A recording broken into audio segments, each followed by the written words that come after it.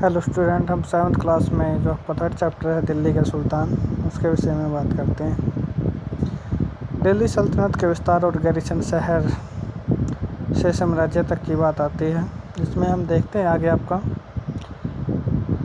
जो 13वीं शताब्दी के जो आरंभिक वर्ष रहे हैं, जो प्रारंभ के वर्ष रहते हैं 10, 15, 20 यहाँ तक दिल्ली के सुल्तानों का शासन गैरिसनों की बात करते हैं।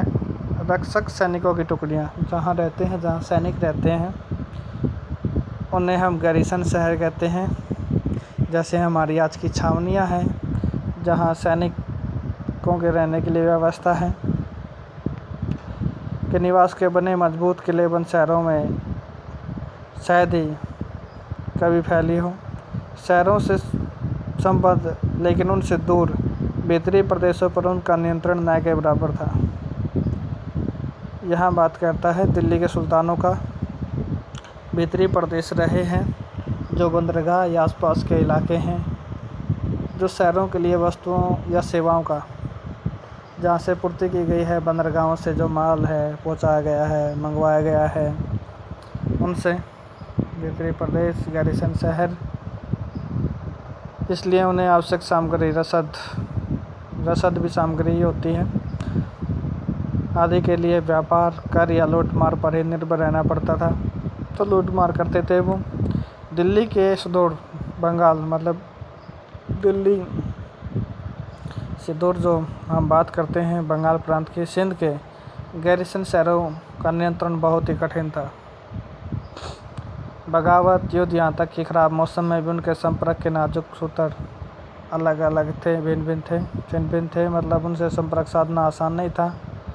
शासक को अफगानिस्तान से आने वाली हमलावर और उन सूबेदारों से बराबर चुनौती मिलती रहती थी।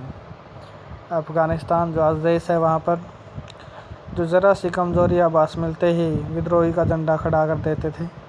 इन चुनौतियों के चलते सल्तनत बड़ी मुश्किल से किसी तरह अपने आप को बचाए हुए थी। दिल्ली सल्तनत की बात की गई है और इसका संस्थापक गयासुद्दीन बलबन के शासनकाल में हुआ और इसका विस्तार अलाउद्दीन खिलजी और मोहम्मद तुगलक के राज्यकाल के दौरान जो क्या है दिल्ली का विस्तार हुआ है, दिल्ली सल्तनत का विस्तार हुआ है।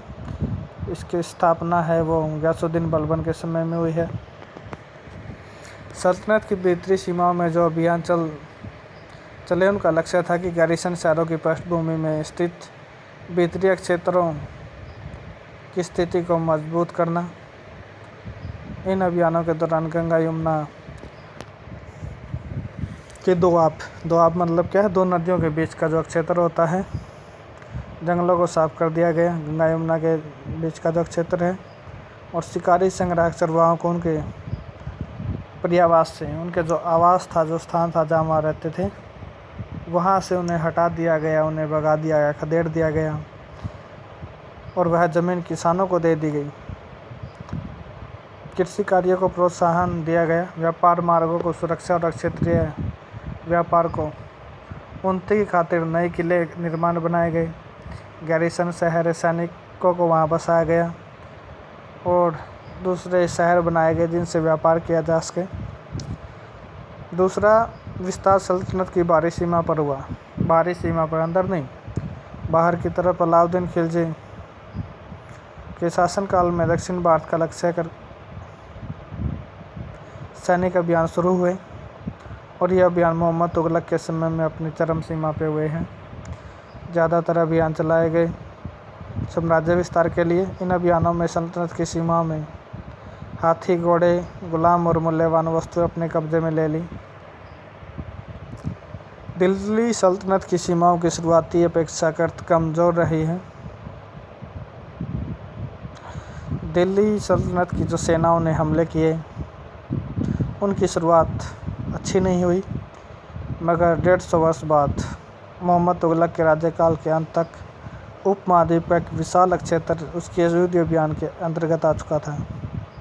ज़्यादातर विस्तार है मोहम्मद तुगलक के समय में हुआ। उसने शत्रुओं की सेनाओं को पराजित किया, शहरों पर कब्जा किया, सूबेदार, प्रशासक मुकदमों में फैसले सुनाते थे और साथ ही किसानों से कर वसूल करते थे। सूबेदारों को नियुक्त किया, प्रशासकों को नियुक्त किया उमर तुगलक के द्वारा।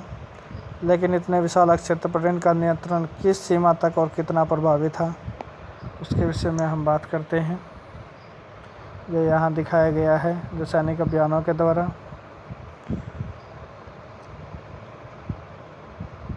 आगे फिर आपको मस्जिद है उसके विषय में देखने को मिलता है। ये अरबी भाषा का शब्द यहाँ रहा है, जहाँ ऐसा स्थान है मुसलमान जहाँ अल्लाह की आराधना सजदा करते हैं। जामा मस्जिद दिल्ली के अंदर है। मस्जिद जामी वह मस्जिद जहाँ अनेक मुसलमान एकत्रित होकर नमाज़ पढ़ते हैं। नमाज की रस्म के सारे नमाजियों में सबसे अधिक सम्मानीय और विद्वान को इमाम, नेता के तौर पर इमाम कहा जाता है उसे। और उसमें शुक्रवार को नमाज के दौरान धर्मोपदेश दिया जाता है। नमाज वो शुक्रवार के दिन ही अदा की जाती है। नमाज के दौरान मुसलमान मक्का की तरफ मुँह करके, भारत के मक्का जो कि पश्चिम की तरफ होता है, पश्चिम की तरफ मुँह करके दिशा को नमाज़ पढ़ते हैं। मक्का की ओर की दिशा को किबला कहा गया है। शॉर्ट क्वेश्चन काफ़ी बनते हैं इसके अंदर, वो बातें यहाँ रखी गई हैं। आगे हम दिल्ली के इसके विषय में पढ़ेंगे। मोस्ट मस्जिद सिकंदर लोधी शासनकाल, वो बातें यहाँ हैं। जमाली कमाली मस्जिद 1520 के दशक में, वो बातें हैं। खलजी और तुगलक वंश के अंतर्गत प्रशासक और सुमेकन के विषय में आगे हम बात करेंगे। तब तक धन्यवाद आपका।